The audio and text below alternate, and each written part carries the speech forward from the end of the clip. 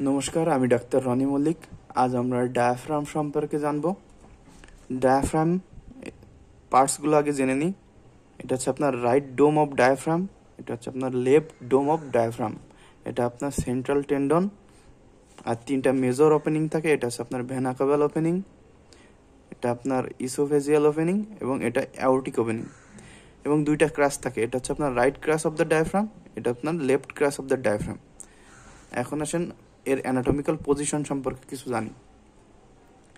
Portion of the pericardium, পেরিকার্ডিয়ামের কিছু অংশ এই যে সেন্ট্রাল টেন্ডনের সঙ্গে যুক্ত থাকে, আর এই সেন্ট্রাল টেন্ডনটা কিছুটা অ্যান্টিরিয়রলি থাকে কার, ডায়াফ্রামের।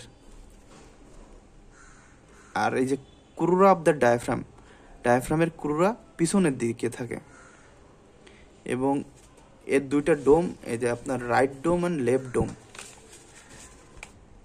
এই রাইট ডোমটা কিছুটা উঁচুতে অবস্থান করে লেফট ডোমের থেকে, কারণ রাইট ডোমের নিচে লিভার থাকে, এবং এদের যে ডোমের ডিরেকশন থাকে আপওয়ার্ড, উপরের দিকে থাকে এই ডোমের ডিরেকশন। এখন আমরা জানবো যে ডায়াফ্রাম থাকে কোথায়। ডায়াফ্রাম শরীরের থোরাক্স এবং অ্যাবডোমেনের মাঝখানে থাকে ডায়াফ্রাম।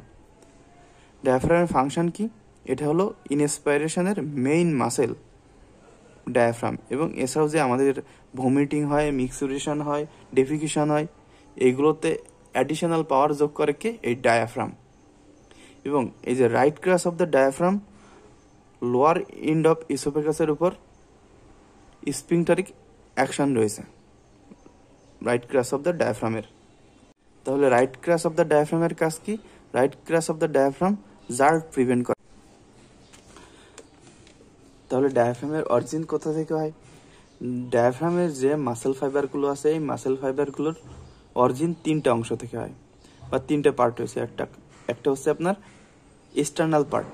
এক্সটার্নামে যে জিফয়েড প্রসেস আছে, যে জিফয়েড প্রসেসের ইনার সারফেস থেকে কিছু ফাইবারের অরিজিন হয়।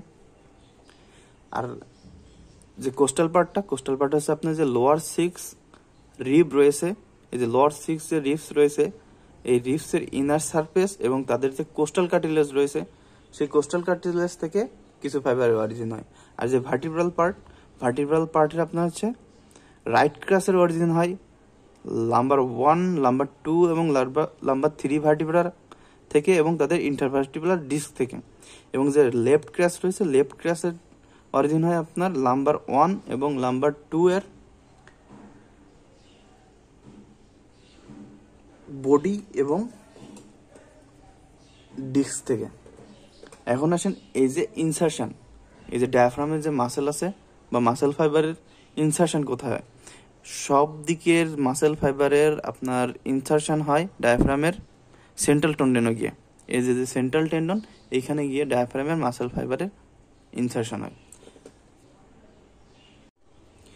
যেহেতু ডায়াফ্রাম থোরাক্স এবং অ্যাবডোমেনের মাঝখানে থাকে, তাহলে সুপিরিয়রি দুইটা রিলেশন থাকবে।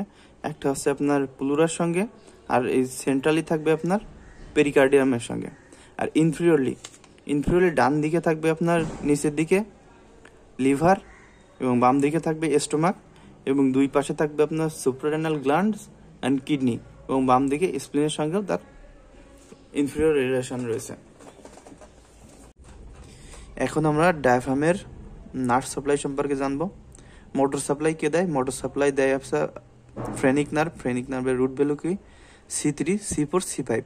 এবং সেন্সরি সাপ্লাই কে দেয়? সেন্সরি সাপ্লাই সেন্ট্রাল পার্টে দেয় আপনার ফ্রেনিক নার্ভ, এবং পেরিফেরাল পার্টে দেয় লোয়ার 6 or 7 ইন্টারকোস্টাল নার্ভ। এবং যে সিম্প্যাথেটিক সাপ্লাই রয়েছে, এই সিম্প্যাথেটিক সাপ্লাই দেয় কে? Coeliac plexus. কিসের মাধ্যমে? ভায়া ইনফিরিয়র ফ্রেনিক প্লেক্সাসের মাধ্যমে। আশা করি ভিডিওটি আপনাদের ভালো লেগেছে। ভালো লাগলে অবশ্যই লাইক করবেন।